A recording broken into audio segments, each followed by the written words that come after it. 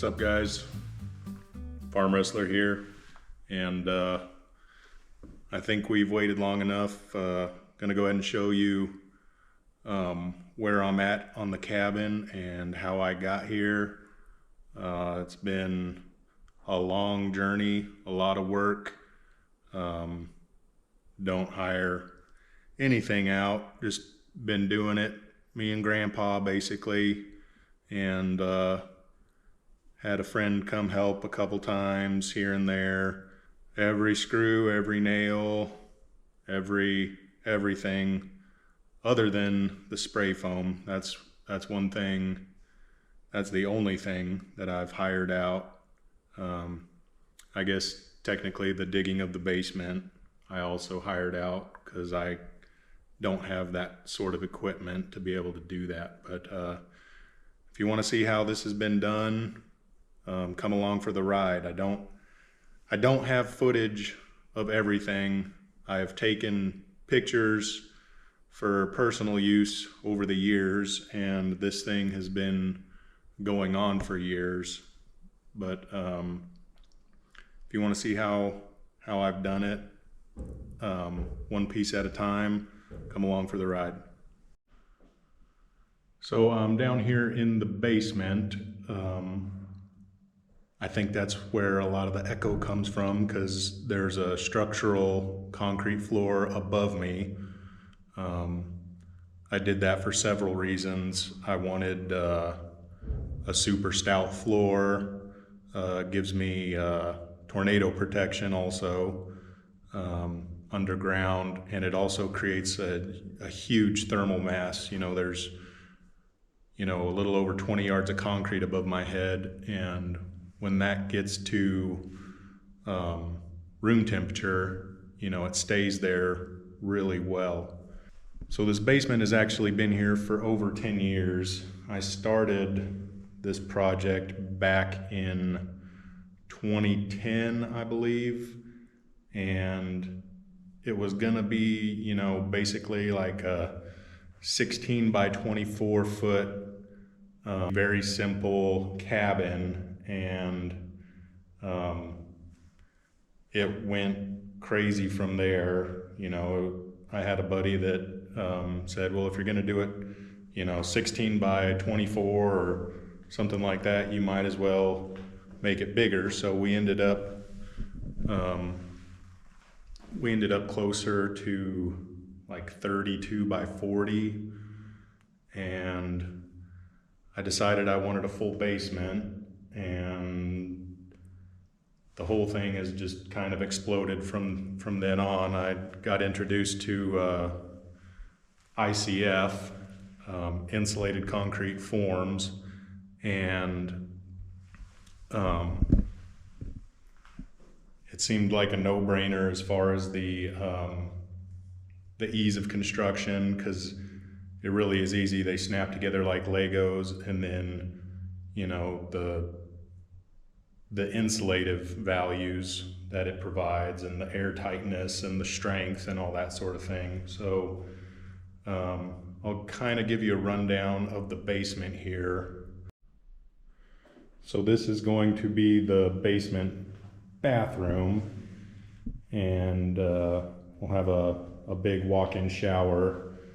The sewer line is actually all gravity fed. I didn't want to have a lift pump or anything, so it daylights out there. So I had a big deep trench over there for actually a couple years, and you can see I've got my drywall all down here for the ceiling. And then I kind of came up with this this method here to hang my drywall. I've got this 2x set on edge here on top of the beams here that support the structural floor, or it is the structural floor, and then I've got one laid on edge or flat, and that's the system I came up with. I'm sure there's a better way to do it, but it's really stout. it gives me a lot of space to be able to, hit my screws with the drywall if my layout's not perfect. 2 egress windows in the basement. Obviously you got to be able to get out in an emergency, so these are my 2 egress windows. So the structural floor, what I've got here is a W828 beam. So it's an 8-inch tall beam, and there's 28 pounds per foot. And you do the math, it's really heavy, and we had to get those in place by hand, which is fun. And then I've got these W818s, so a slightly lighter beam that runs into these beam pockets, so they're setting on the concrete. And there's a whole bunch of these beam pockets throughout the build. And then the decking up top is it's a really expensive glorified bridge decking that was one of the more expensive things, because the engineer called that out. I had this structural floor. Actually, I had the walls too engineered. It's not something you want to mess around with. But that was a project in its own. And then a lot of things happened, and this basement basically sat for probably 7 years. I ran out of money several times, or just didn't have the funds to, continue on. But and the basement is it's going to be on hold for a bit. It's not the priority. I want to get the main level and the loft finished up, and then I can come down here and knock this out when I have time, which I don't have time for any of it really. I've got a full workload of farm related stuff that keeps me from working on it. So the whole project sometimes will sit for a month while I'm doing a bunch of field work or hay season or harvest or whatnot. But and then a lot of times I can only work on it for a couple hours a day when I've got time in between other stuff. But so that's the basement. We'll go upstairs here, back to the main level, and as you can see, this is quite a bit further along. But man, it looks like a construction zone in here. You can see I've got this room basically drywalled, started taping a little bit. This is going to be the largest bedroom. It's got a little closet, and then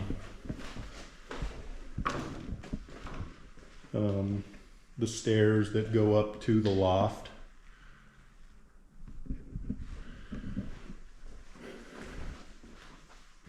This is the main floor bathroom. We'll have a tub and a shower. You can see I've got most of the plumbing done here, but it's just a time and money thing.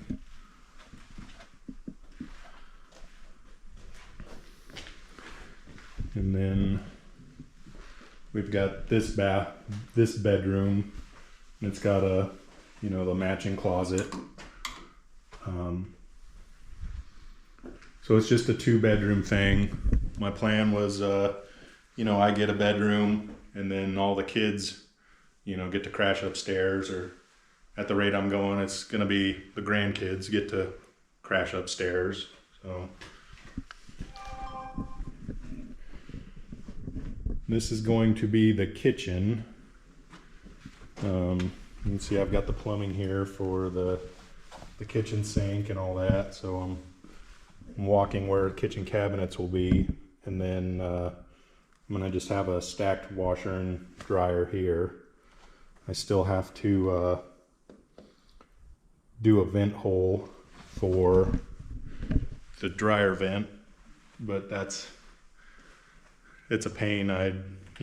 Drilling through all that concrete. Hopefully I don't hit any rebar. I did one last week for the bathroom vent to vent that outside, and it went surprisingly well. So I'll take you upstairs.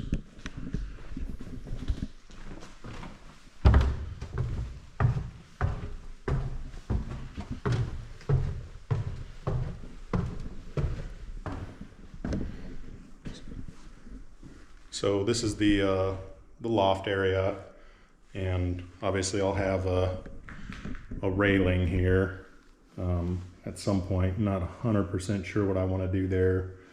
And then I've got closet storage here, or maybe that's where you put the kids that misbehave, right?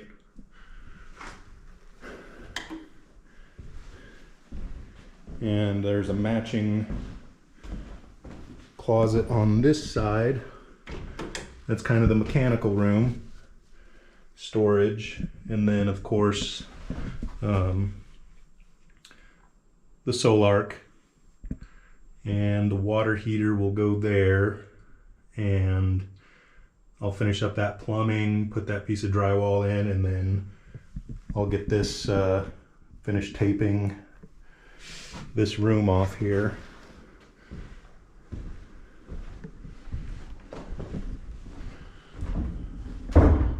Got a nice little view out of the loft here.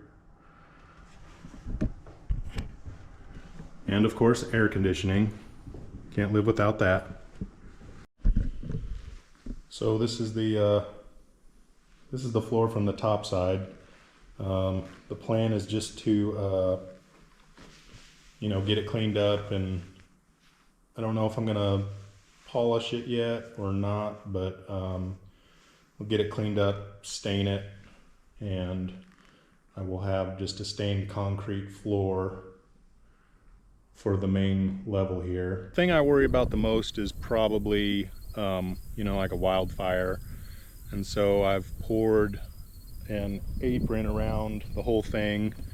Not quite the whole thing. I've got one pour left, but I'm just trying to keep fire as far away from the cabin as possible. We haven't had a fire come through here, but there's a lot of fuel since there hadn't been a fire in quite some time come through here. So tried to make the whole cabin as fire resistant as possible. I've got James Hardy fiber cement concrete siding. I wanted a stone wainscot here, but that was somewhat cost prohibitive for now, and so I took the $300 option of just some barn tin. But I got this side here all sealed up finally. It's ready for gutters on this side. I've got the front porch basically built. Obviously still got some trim and siding work to do here, but been super happy with how everything has come together the last couple years. That's when I've really fought to get this thing moved forward and finished. So it's sat long enough. Time to be able to enjoy it before I'm too old. So there was no point of building a really energy efficient structure and then putting real cheap windows in. And so I found these weather shield windows, and They are incredible. They are also very expensive, but I'm not losing a whole lot through the windows. They're super quiet. You know, I can close the window and yell at Grandpa on the other side and he can't hear me. I was super impressed with them, but my windows actually probably ended up being the most expensive thing about the build. Totally worth it though. Another thing on these windows is they're classified as like a hurricane window, and I've seen some of the videos online. You know, they shoot a 2x4, you know, at the window, and of course the window will still break, but the 2x4, you know, doesn't penetrate the window. So a little bit of extra safety there in the event of a tornado. I don't have a nice pretty front door. I have a large, very heavy commercial style door. It's probably the least energy efficient option I had here, but I don't think you're going to be able to kick that front door in, keep the grizzly bears out. So you can see up above me here the last piece of drywall that I need to hang up there. But you can see the spray foam between the studs, and there's 6 to 8 inches of spray foam up there. Those are 2x8s, I think, my studs up on that wall, because you end up with the ICF, you end up with very thick walls, obviously. You can see the overall thickness of the wall here, and there's no point in having, you know, super insulated structure and then, you know, having small bits of insulation in other spots. I wanted everything to be as well insulated as possible. And outside here, I installed this 1-inch foam board on my end walls here, like putting a jacket on. You know, it's just another layer of insulation there. But the whole thing is coming together. So as you can see, I've got a couple of pieces of siding up there and some trim work. This wall on my second pour for the ICF somehow got a little bit out of square, but I was able to shim out my siding, and it's straight now. But you know, if you get a little bit off, it's not the end of the world. I just shimmed it out with some 1x6s and some other shims where it wasn't as bad, but you know, it got pretty close to 1 inch. Had a little bow in it, but been super happy with how everything is gone except for the timeline. I actually haven't spent a crazy amount of money on it. I know it's like a large structure that I think is going to be really nice when I'm done, but I've actually only got about $120,000 into it, which for 2,500 square feet of space, I think is really good. All my major expenses are done. I've just been nickel and diming it as I go when I have money, and but the end is near. So if you'd like to see how it finishes up, I'd say you should go ahead and like and subscribe to the video, and I'll keep I'll keep you guys updated on how the cabin goes. Farm Wrestler, signing out.